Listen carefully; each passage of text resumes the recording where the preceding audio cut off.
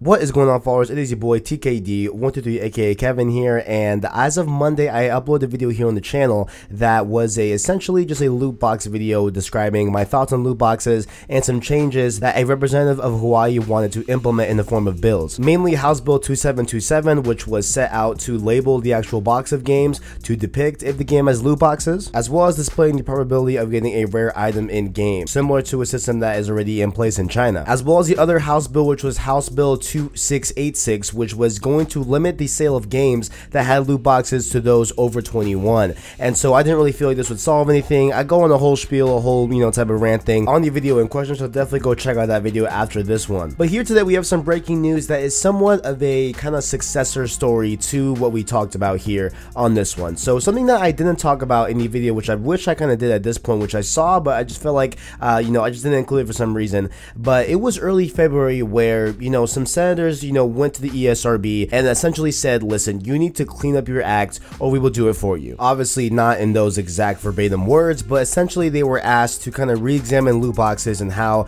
they are perceived within the ESRB, and it looks like they have responded to that in a big way. They announced some huge changes coming to labeling in physical copies of the game this morning, and I would like to read it for you. So gather around, kids, get a little drink, let's get this started. You may have noticed that we've been a little quiet on the topic of in-game purchases and loot boxes, but we've been listening. In fact, we've absorbed every tweet, email, Facebook post, and singing telegram sent our way. We've been working to develop a sensible approach to let gamers and parents know when a game offers the option to purchase additional content. Starting soon, ESRB will begin assigning a brand new label to physical games, in-game purchases. This label, or as we call it, interactive element, will appear on boxes and wherever those games can be downloaded for all games that offer the ability to purchase digital goods or premiums with real-world currency. This includes features like bonus levels, skins, surprise items such as item packs, loot boxes, mystery awards, music, virtual coins, and other forms of in-game currency, subscriptions, season passes, upgrades, for example, to disable ads, and more. We're also launching a new website, parentaltools.org, to help raise awareness for the helpful tools that parents can use to manage the amount of time or money those crafty kids spend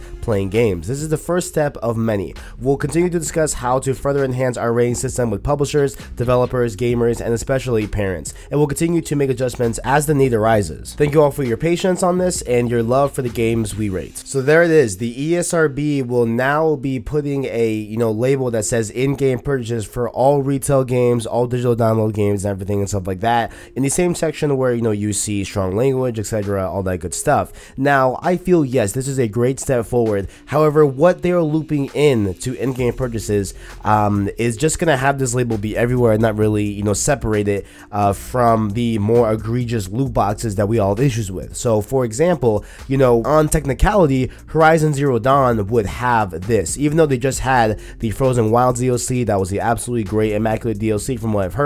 I haven't played it yet. I will get around to it, hopefully soon. But that is not egregious at all. It's just additional content. It builds onto the story and stuff like that. And we're gonna lump that into the would have been very egregious Battlefront 2 loot boxes and everything, and that's actually the issue of this whole thing. That's the crux of this issue, is definitely the more Battlefront 2 example of things, and they will both get the same label. So at this point, this might seem like a half step for a lot of people, and to me personally this feels also like a half step, but there is a reply to our kind of concerns about this being a half-hearted approach from the president of the ESRB, Patricia Vance. She essentially said that the organization has to keep things simple. Quote, parents need simple information. We can't overwhelm them with a lot of detail. We have not found that parents are differentiating between these different mechanics. We've done a lot of research over the past several weeks and months, particularly among parents. What we've learned is that a large majority of parents don't know what a loot box is. Even those who claim they do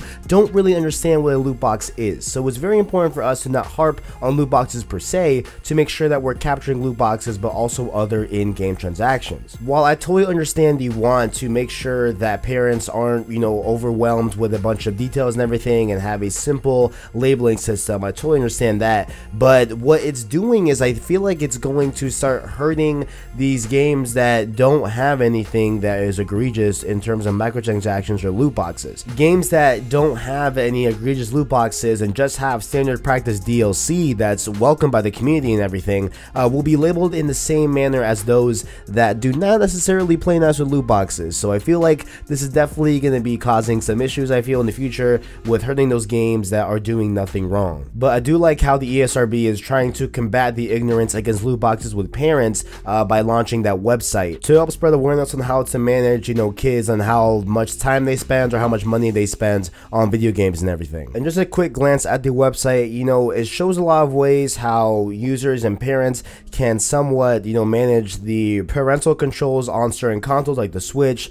the PS4, PS3, Xbox One, all that good stuff. And while that's great and everything, I feel like there should be some sort of article or just quick, FAQ on loot boxes and like how they affect games and everything and stuff like that, and how they affect children, whatever. I feel like that'd be a great step on kind of informing parents, going forward on loot boxes as a whole, instead of just looping in loot boxes into in-game purchases and, those including DLC, expansions, all that good stuff. Also, quick aside, it looks like a Twitter user named David Dave has actually tweeted at ESRB following the announcement of this new labeling system, and they said, "I'm all in favor of them labeling in-game purchases, but to call this a response to the loot box controversy is incredibly disingenuous, since it completely ignores the loot box issue and ESRB ratings knows it." And they responded actually by saying, "As we mentioned, this is just the first step. It's part of a much bigger campaign to make sure parents understand the label and how they can use the tools available at parentaltools.org. But obviously, we'll keep working on this as we get more feedback, so stay tuned." So right there pointing at that, it looks like they are definitely not done, and this is, what they say, a first step. So I'm assuming here that maybe in the following weeks and months,